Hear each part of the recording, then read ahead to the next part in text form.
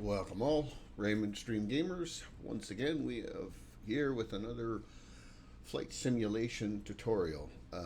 Tutorial, briefing, whichever you like to call it. Today I would like to address a video that would have been, for me, when I first started in the flight simulation world, would have been extremely helpful to see and to understand.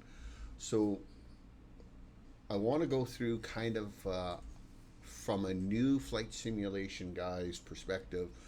You know, you're just getting into this, you've just started, um, and you've got a bunch of mentors that have been at it for a long, long time, and they're very versed in all of this stuff, but you're not, and they're throwing things like terminologies at you and certain phrases at you that don't register. They don't sit in for you. So we are in a 172, and that will be our aircraft that we're going to be using for this tutorial. Now, I guess the big thing here that we have to look at is what do you hope to get out of flight simulation, and is that even a fair assessment based on your limited knowledge about what flight simulation is? Because flight simulation can be a very interesting, constant evolving situation. Um, and it can be a very solo solitude thing. And this is not about whether you're flying 2020, 2024, X-Plane 11, 12, Prepared 3D, or any of the other flavors in between. This is more about how do you get started. You're going to have lots of people that are going to advise you to get to, buy a yoke and rudder pedals and buy all this equipment. You're going to have some people that are not going to do that, but the vast majority of us that have been flight simulation people for an extended period of time, we have all these things, and they're very helpful to have. However, if you run out and buy all of the equipment that somebody might suggest you need to have, you're going to spend a lot of money up front, and you don't even know if this is a thing that you like to do because you haven't done it, for example. So here's what I recommend. I recommend, if you're interested in getting into this, go ahead and buy your sim of choice, whether it be a Microsoft flavor or an X-Plane or a Prepared 3D, but go buy your flavor of choice. My personal choice is 2024 or 2020. I would gravitate to 2024 only because of my personal preference, but you do you. um, and then get yourself a inexpensive flight control system. Um, I have a flight yoke and throttle quadrants and all and rudder pedals and all that as well. But for this demonstration, I'm going to be using this thing that I bought many years ago, and it's called a Wingman Extreme or Extreme Wingman. It's made by Logitech. It's 40-ish Canadian dollars. Somewhere's in that neighborhood, so it's not a pile of money. It does all of it for you, all of the relevant things that you need. So you need to be able to have turn right, turn left machine, go up and down machine. You need to have a system of rudder pedals that will control the rudder behind the aircraft, so that you can yaw the plane. And yaw the plane means put the plane in what's the word I want to use for it? Yawing the plane means to, when you're flying straight or driving straight, yawing the plane or the vehicle would be as if your back end is stepped out to the right or to the left of the front end. That's yawing the plane, okay? And that's what rudder is used for. It's also used for steering the aircraft on the ground. So this wingman, as they say, and I'll put a link in the description where a person can buy it and that kind of stuff. But I'm guessing it's probably $30, $40, somewhere in that area. So it's not a huge investment. You'll say to yourself, yeah, but if I'm going to buy something, why don't I buy this first? Because buying the other stuff, that's going to cost you 3, 4, 5, 6, 7, 8, $1,000 or more dollars. and you don't even know if you like flight simulation. This is going to be $30 or $40. It's going to give you a feel for it, and you're going to learn how to fly, and then you're going to decide, yes, I like this, and so you're going to start progressively getting more and more of the equipment. Okay, starting aircraft. Now, when you get into FightSim 2020 or in most of the other sims as well, you don't have to start here on the ramp. The ramp is where you park, and you don't have to have it cold and dark. Cold and dark means all the lights are off and nothing is working. That's kind of the cold and dark terminology. So how do you get the aircraft started? Well, like I say, I recommend for your first few flights, go ahead and start on the runway. Don't worry about getting the aircraft started. But I want to discuss some of the starting procedures ever so slightly because, and I've done this in another video, it's not complicated. The bottom line is starting an aircraft, I've said this before, many times actually, starting an aircraft is no different than starting your daily driving car, truck, SUV. You need to have power, you need to have fuel, and you need to have compression, rotation, air, and all of those things need to take place, right? So in an aircraft, you're always going to have something that's called battery, okay? It's going to be a battery, and you have to turn the battery on. You're going to have something that's going to be called avionics, and avionics are these big displays that will light up here. So when I turn the battery on, you'll see the display will start to light up. When it lights up, this is one side and that's the other side. And so when I turn on, excuse me, when I turn on the avionics, both sides, you now see this side light up, okay? This is where you will get your information that is relevant to your flying, how fast you are, how high you are, where are you in the world of flying, what your pitch down and pitch up, or what your aircraft attitude is, right? So if you're flying the horizon, are you climbing, are you descending? Okay, the starting of the aircraft in most light general aviation aircraft is very simple. You need to have fuel and you need to have your mixture, which is called, in this case, rich. Most aircraft will have a fuel selector switch. This selector switch switches from one tank to the next tank, and so forth. And in this case, that's to turn your fuel on. Okay, so your fuel is on. You've got power. All you need now is you need to have rotation, and that's as simple as twisting the key. And away you go. So now you're running, and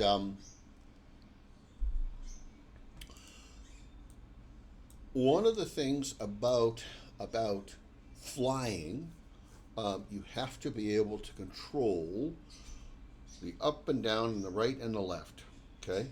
And those things are semi-important.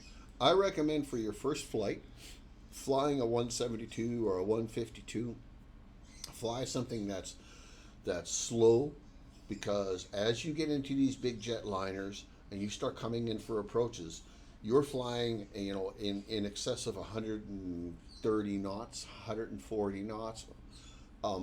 As you get closer and closer to the runway, where things become more and more tense, they become more, they start to happen more and more, or they start happening more and more quickly. They're your reaction time and your ability to say, okay, I need to do this has to happen almost with instinct. And you're new to flying, so you don't have that instinct. Now, I'm not a pilot.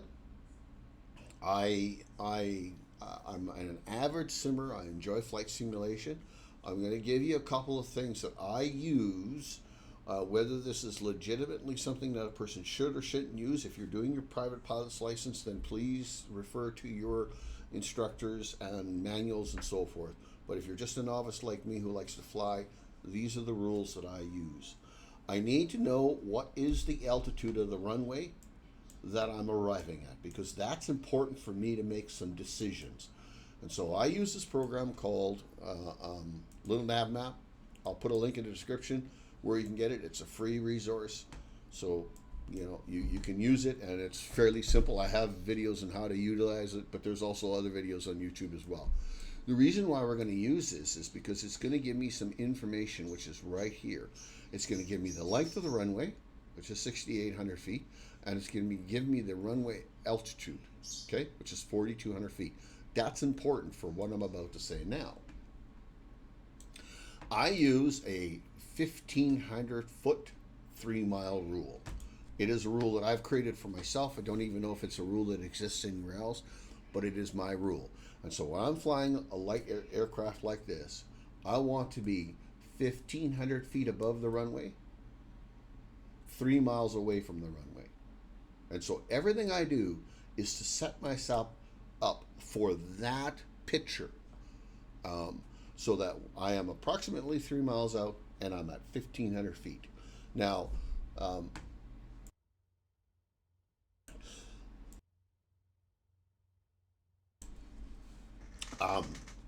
taking off is, in my mind, the easy part.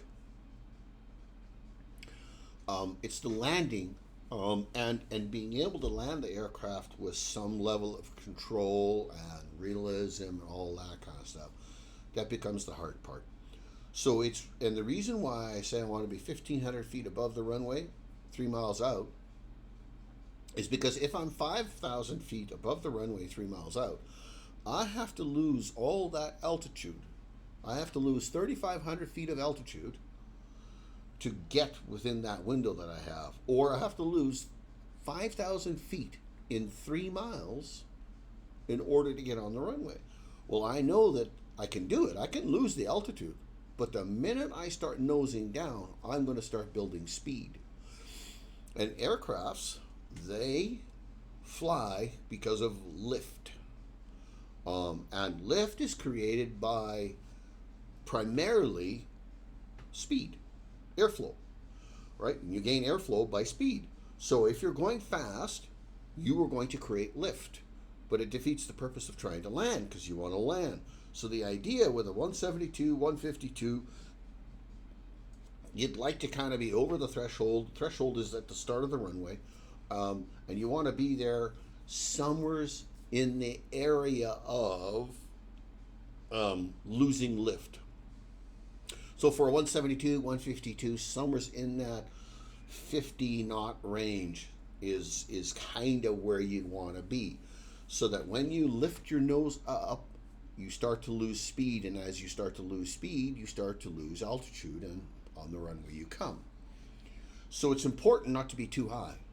Likewise, it's important not to be too low, because if you're too low, you can't see the threshold. If you're just skimming along the tops of the grass trying to find the runway, you won't see it. So I want to be 1,500 feet, 3 miles out. I have a good visual reference to the runway, a good visual reference to the threshold where I intend to land. Okay? Don't be frustrated by your first number of attempts of landing. It's probably not going to be good, and that doesn't matter. Again, for me, 3 miles out, 1,500 feet. Now, in 2020, and like other sims, we have these markers. They give us these airport markers, and these airport markers will tell us how far we are from the runway. So if you're 10 miles away and you're at 3,000 feet and you want to get to 1,500 feet above the runway, it's no problem. You can see you're 10 miles away, you need to lose 1,500 feet, start losing some altitude. You lose altitude by a couple of ways of doing it, okay? Mostly it's about speed. If you reduce speed, you will lose altitude. If you increase speed, you will gain altitude. You can use trim and flight control surfaces inputs, meaning you can raise your nose up or lower your nose down. But you mostly lose speed by reducing the power and keeping the attitude of the aircraft similar. Okay? You will see down here, this is kind of the nose attitude of the aircraft. You know, summers in 2 degrees is decent, but don't focus too much on it. Later on, you can utilize that and you can look at that. But I wouldn't focus too much on that. So here we are at some unassuming airport, and we are ready to start thinking about taxiing out to a runway and taking off, and we'll kind of talk about taxiing processes and stuff like that. Um, and help you to understand, you know, some of the key things about taxiing. How do you do it? What are some common practices that you could utilize to be able to taxi and taxi well? Okay. All right. You can utilize this program like Plan G, and you can see Plan G indicates that's where I am. Here's a runway, there's a runway, and there's a runway, and we will refer to things called the reciprocal. So the reciprocal is the other end. The other end is always 180 degrees away from the actual. So if you're at 08, then it's 180 degrees to get to 260. Okay? And vice versa. You typically land and take off into the wind. Aircraft need to have the wind on their nose, not on their tail. That doesn't mean to say you can't, but typically you want to have, where possible, have the wind in your face, as it were. Okay? Now, in a case of this, we got 1 knot winds. It probably doesn't really matter a lot, but if I were to adhere to the system that I'm telling you about, I would then take off on runway 26, and I would go this way, and that would put the nose in the face, or put the wind in the face. Okay? If you take off and you have a crosswind, for example, if you did this and took off on 18, well, you'd have a 1 knot crosswind, which would try to push the aircraft off the runway, which isn't great. But one knot of wind is not a problem. It's when you, in a 172, and you get 5, 6, 7, 8, 9, 10, 12 knots of wind, that becomes a problem. So we won't worry about it too terribly much. We'll just taxi ourselves to a runway. So in taxiing, one of the things that people, such as myself, will talk about, taxi speeds, some etiquette about taxiing.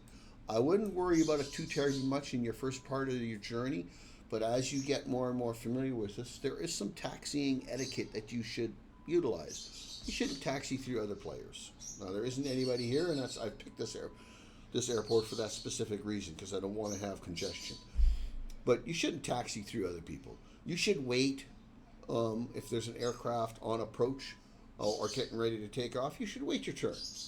You know, because that guy is trying to enjoy the sim the same way as you are, and he or she may not want you to just gain the runway when you really shouldn't. So there's some taxiing etiquette to this. So we're gonna stop blathering on, and we're gonna start taxiing. My plan is to taxi out that way. Now, almost all aircraft, not almost all aircraft will have a parking brake. This is the parking brake on a 172. We'll pull that parking brake up, and we'll just slowly increase the throttle. So we'll start again. We'll slowly throttle up a little bit. Brake is off.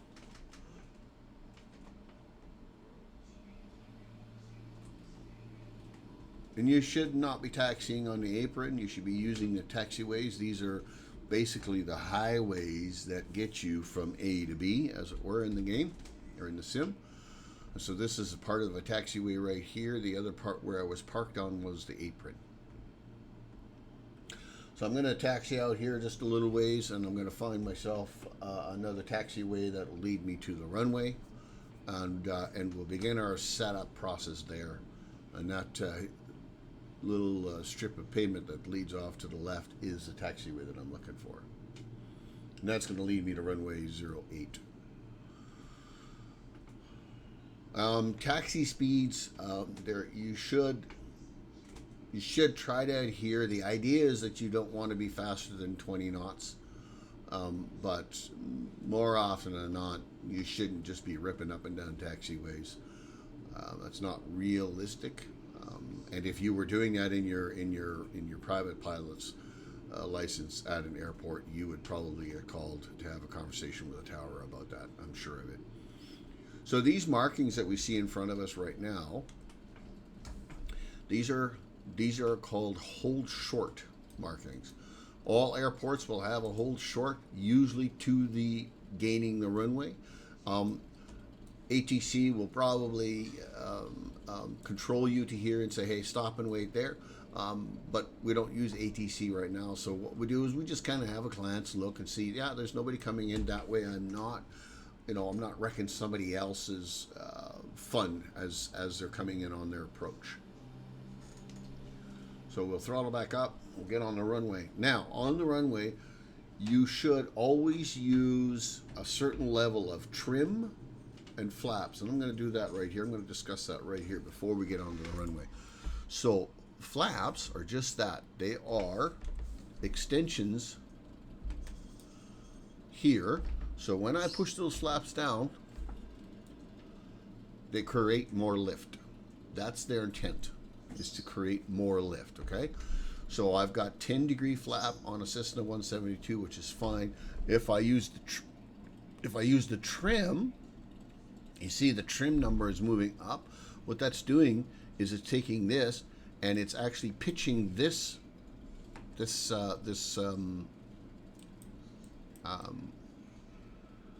not aileron. Can't remember the name of it. Anyways, it's taking this and it's pushing it down. It's pushing it up. Sorry, take that back. It's pushing it up.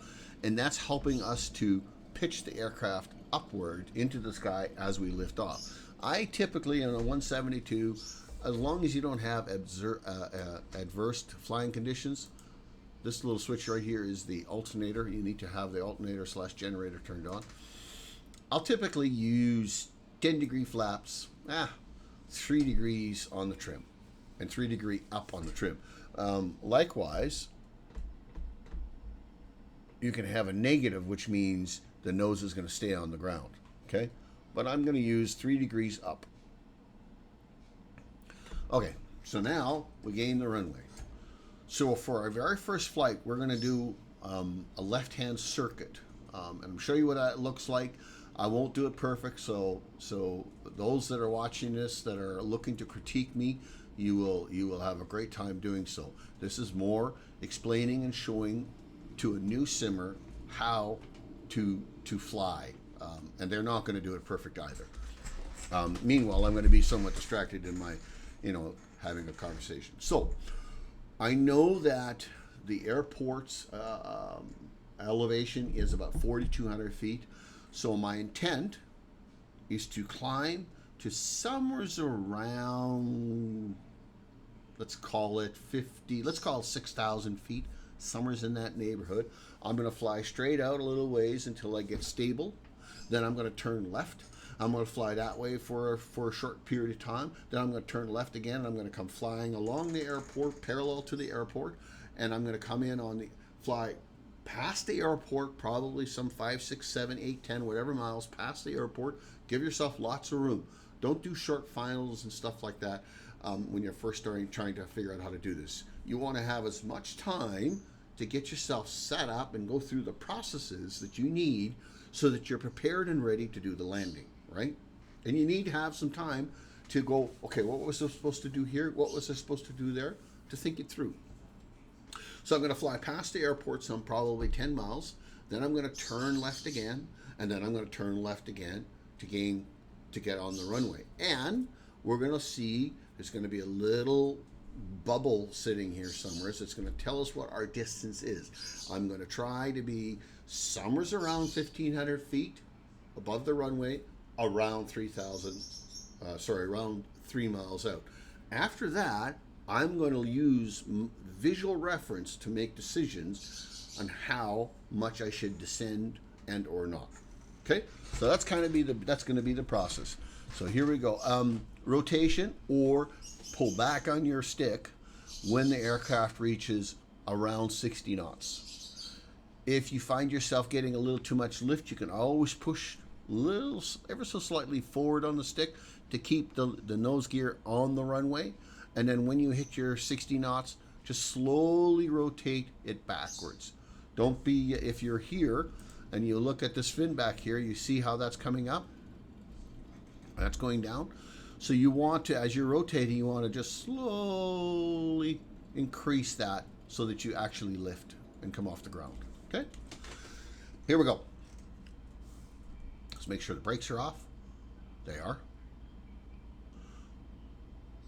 Now, for those people that are looking at this and saying you haven't talked about lights and all that kind of stuff, I've purposely left lights out of the equation because right now, this new pilot has got lots of stuff going on the go. He doesn't need to know when he should turn his taxi lights on and when he should turn them off and when he should have his landing lights on and when he should have this light on and when he should have that light on.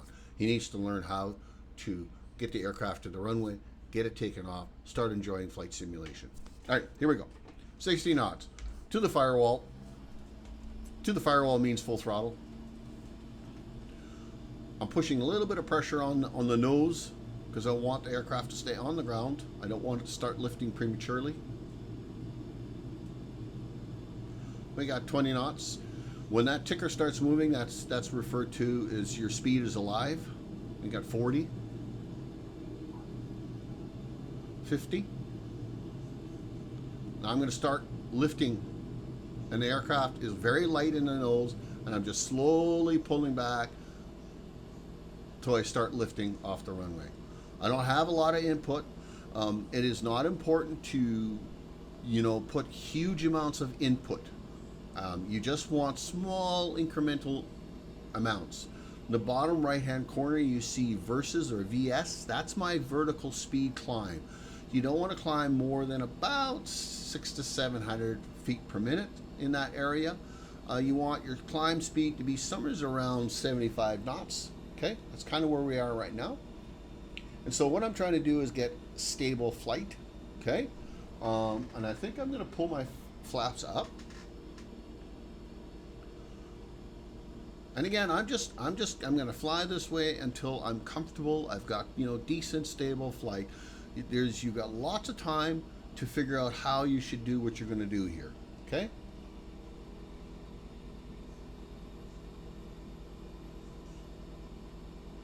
So we're gonna make our left-hand turn.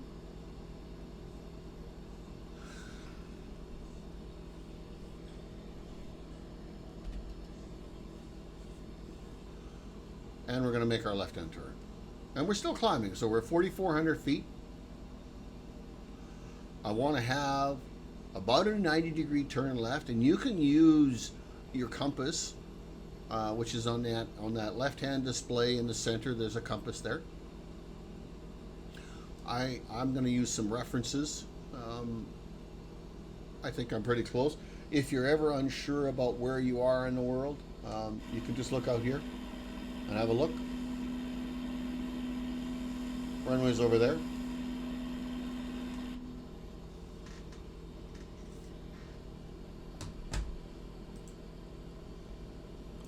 I also use a little Nav Map to kind of help me gauge where I am, and it's a good thing to use. I'll be doing a bit of a bigger circuit, but I want to show you this. So there's my plane, there's the runway, right? So at some point I'm going to turn this way. I'm going to use maybe that road ahead of me here. This is the road as a reference. See that road down there? I might use that road as my reference.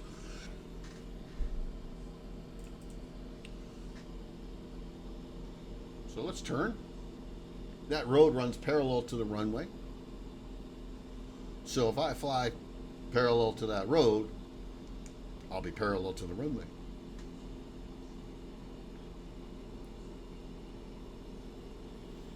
So we're not climbing anymore. We gotta keep climbing.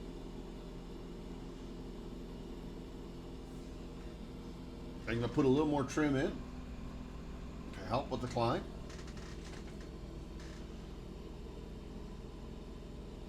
So I'm not having to use my controller all the time.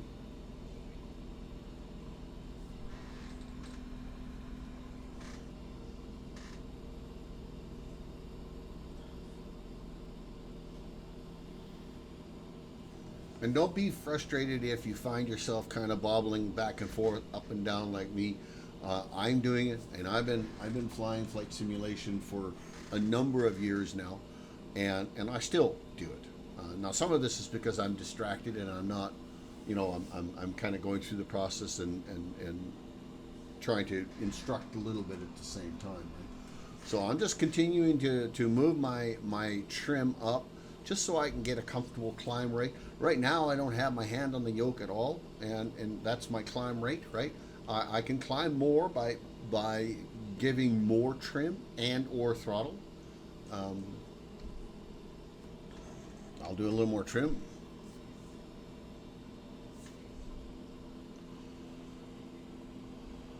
If we look out here, there's that little bubble that I was telling you about, right?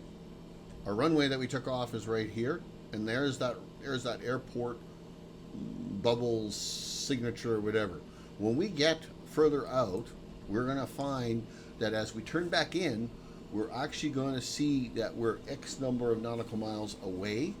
I'm going to climb a bit more.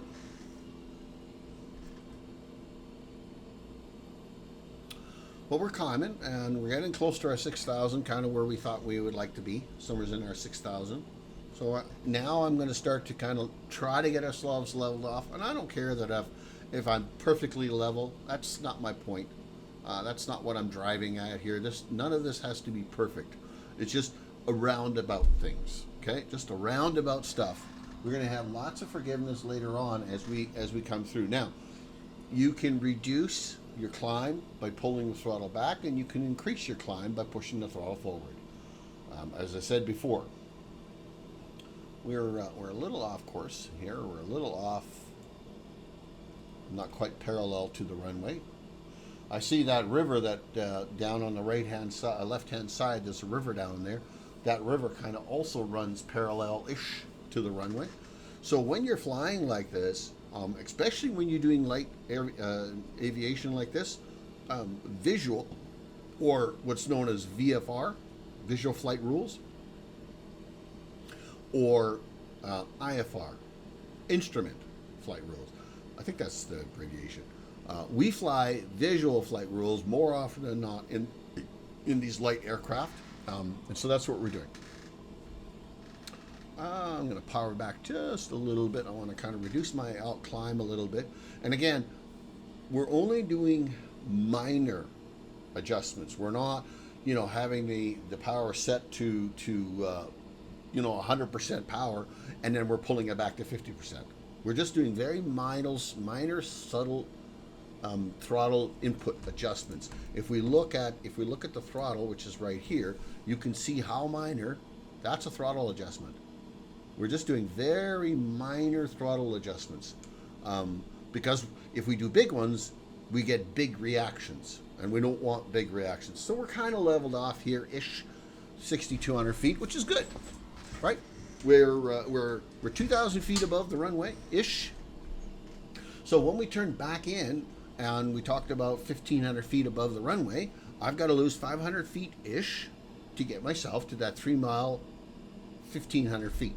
So now we're going to start making that turn. And I'm going to try to hold my 6,000 foot altitude as I do that, but I probably won't do as good a job as some people might.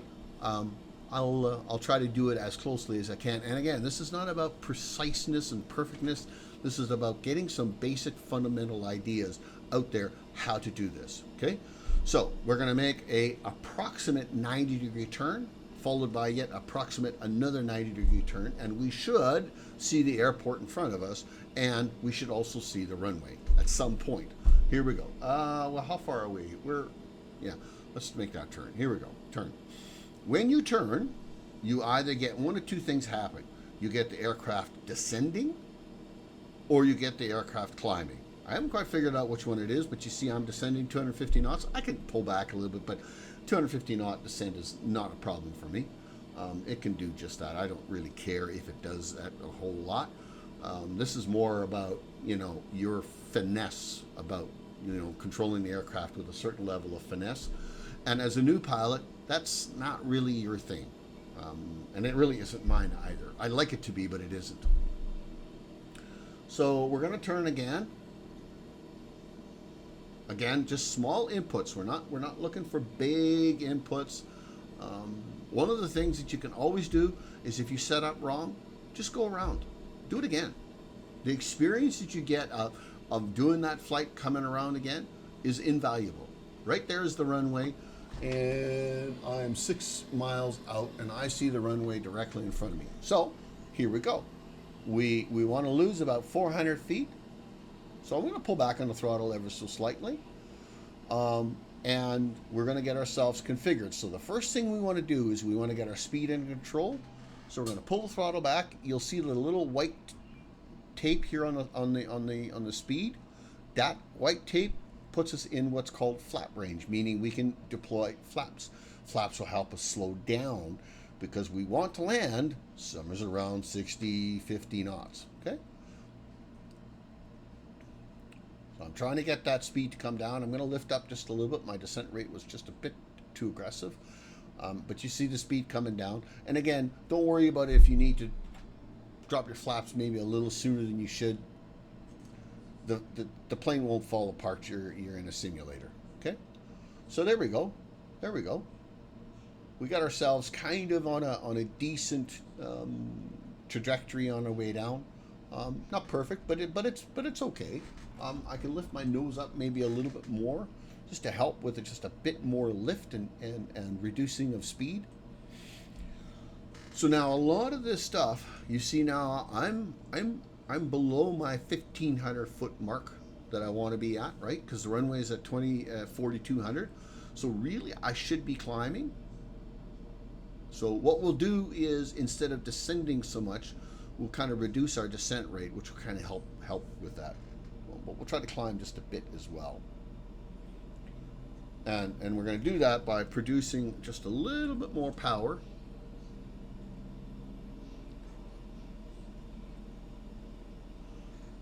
See, the problem, the balancing act that we have here is we want to balance, oops, and I'm off the runway. This is the runway right there, I believe.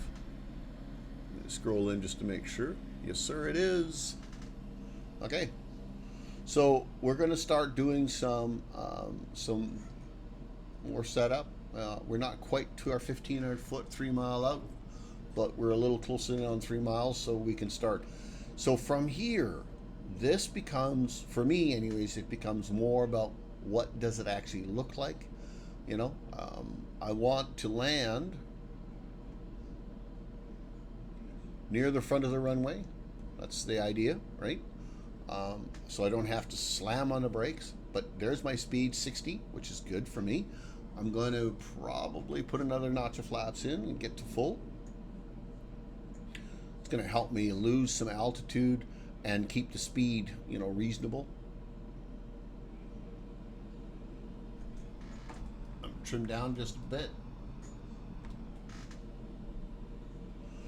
The 4 lights you see there in front of you or beside the runway, that's telling us we're too high. In a perfect world, we would have 2 reds and 2 whites. Those are called poppy lights, I believe is what they're called. Or pappy lights, not poppy, pappy lights. But that's what we want. We want to have 2 red and 2 white. But if you're going to do anything, be too high. Don't be too low.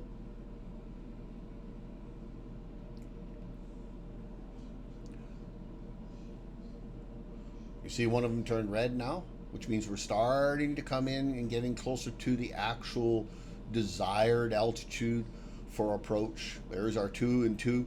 Don't worry about if you struggle to get exactly 2 and 2 all the time. It's not a big deal. I just know right now I'm a little low, so I'm going to give myself just a little bit of throttle.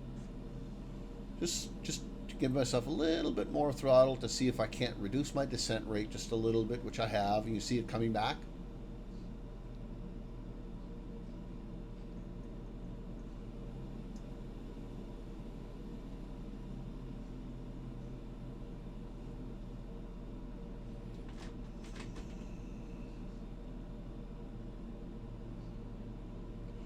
See if we can't get a half decent landing here. and we're on the runway. Now, people are going to suggest to you that you need to land on a center line, such as I did. But I'm going to tell you, I very often don't get right on the center line. In fact, I'm very often to the right or to the left of the center line. Again, don't worry about that stuff. That's not important. What's important is you put it on the runway. That's the important thing. You put it down on the runway and you taxi it away. I would recommend for a new simmers out there that are looking to get their feet wet and trying to learn how to fly, resist the urge of getting into these big jetliners. Resist the urge even getting into twin props. Now, anybody who is an actual pilot, private or commercial, I'm pretty sure they're going to tell you, you don't learn how to fly in a twin turbopropped aircraft. The learning curve of that is so high, trying to learn how to fly that aircraft as opposed to a 172, 152. It is the reason why the 152 is the world's over aircraft for private pilot license. It is the reason why vast majority of flight training schools have a 172 or a 150 or a 152 in their arsenal, because they are great aircraft. They're slow. They're not overcomplicated. They don't have a bunch of dials and doodabbies and blah blah blahs and stuff in them that you have to understand and learn and know how to use. I only use this one with the this is called a G1000 avionics package. I use this because the vast majority of entry level simulators that have a 172 in it, they're going to have it with these. They're not going to have it with the analog gauges and stuff like that. But ordinarily, I would even recommend don't even use these big panels, because these big panels have a bunch of stuff in there that does not help you to start flying for the first time. It does not help you. None of this stuff is useful to you. What is useful to you is your flaps, your trim, your speed, your vertical speed, or that's what VS stands for, by the way, down here is your vertical speed. Whether you're climbing at 200 feet a minute, 300 feet a minute, 500 feet a minute, that's important to you. That's relevant. The horizon. When you look through here, what do you see? Where is the horizon? Are you climbing or are you descending? This will give you some visual reference, but again, as a pilot and as a simmer, I never use that to make my determinations, should I descend or should I climb? When I'm at that 3 mile out, 1,500 feet above the runway, I'm already at a point where I can see the runway and I can evaluate, should I descend, should I climb? Should I descend or should I climb? And if I can't, the poppy light or pappy lights that are there, they're there to help you to make those decisions. So if you see four whites, don't be pulling the throttle all the way back, but pull it back. Increase your descent rate a little bit. If you see 3 reds and 1 white, give yourself a little more throttle. Lift yourself a little bit. Or reduce the amount of altitude that you're losing so you can get yourself closer to profile. Okay? So here we are. We've taxied our way back to the gate, or to the ramp, as it were. I wouldn't worry about too terribly much about what are some good practices in taxiing and that kind of stuff. I would just use some common. I want to use some common sense, and understand that if you are a person flying in a sim, would you flying through somebody else wreck your experience? Maybe not, but understand that it might wreck it for somebody else. So just don't do it.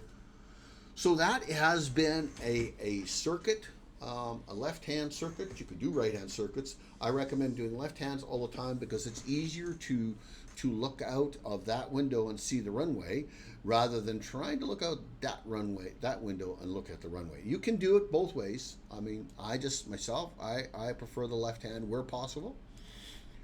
Pick yourself an airport that you can run these circuits. If you're a new budding pilot right now and you're following along with this, I would encourage you to run that same circuit that we just did. do that half a dozen times, you're all of a sudden eventually going to get that visual reference that says, oh, yes, yes, that's what it looks like when I'm on the right path to down to the runway. It's going to come to you. It's going to take some time. But when you do a pilot's license, you don't just jump in the aircraft and say, okay, let's go fly and give me my license. You know, you gotta demonstrate to your trainer that you know how to do some of these maneuvers that you're supposed to do, right? And that you have the ability to put the aircraft down on the ground. So I would encourage you to get into your favorite 172, 152 aircraft. It doesn't need to be Microsoft Flight Sim 2024. I happen to do it in this sim, but I can do this exact same thing in X-Plane 11, X-Plane 12, Prepared 3D, any of the other simulators. Now this is for the guy who is, again, just starting out and just wants to get in the aircraft and fly and feel like he or she is flying with a certain level of realism and understands that at some point they are going to be able to get better. One final tip, and then we're going to go to some closing. Please don't let your friends ruin and wreck the simulator for you because they inundate you with jargon that you don't understand. Please have the ability to say to your friend, hey, friend of mine, I appreciate you trying to help me. However, the things you're saying to me, I don't understand. Explain it to me in a way that I might be able to understand it. We all learn differently. We all have different methods on how we learn this stuff. Some people want to learn it out of the gate, all the exact terminology and all of the right steps and stuff, and that's great. That's fine. For me, that did not work. I did not understand. People were telling me all kinds of things, and I just didn't have the ability to say to all of them, look, I don't know what you're saying here. I don't know what you're saying here. I don't know what you're saying here. It made me feel kind of stupid, really. But had I had the chance to do it all over again, that is exactly what I would have done. I would have said to my friends, hey, please dumb it down. You know, just, tell me, that thing that you used to go up and down with? That thing? Yeah. The right and the left? Yeah, that thing. Yeah, that's what I'm talking about. Never mind aileron and the other axis. For some reason, I can't remember what it's even called. Oh my goodness. Anyways, Raymond for Stream Gamers. This has been a video that I've been thinking about doing for a long time, just to give a very basic view on this. And I want other people to be able to enjoy flight simulation, and I want them to have a chance. Should you watch this video and have questions, put them in the comment section. I answer all of the comments all the time. That's what I do. Sometimes it takes me a while, but I answer them all. If you have other ideas, have questions in the comment section, I'll do my level best to answer them. The community will also do a very good job of answering these questions for you just the same. So, Raymond, Stream Gamers, like, comment, subscribe, all those wonderful things. We're working our way to 500 subscribers. We want to get there sometime before the new year. So we don't have long, but I know we can do it. Go ahead and mash all them buttons and tell all your friends and so forth. It's been fun. You guys have fun. Enjoy life. Don't sweat the little things. They'll look after themselves. The big things, go do something about them if you can. If you can't, then you can't, and stop sweating them. Live life. Have fun. Enjoy life. Be kind at most. Most important, be kind.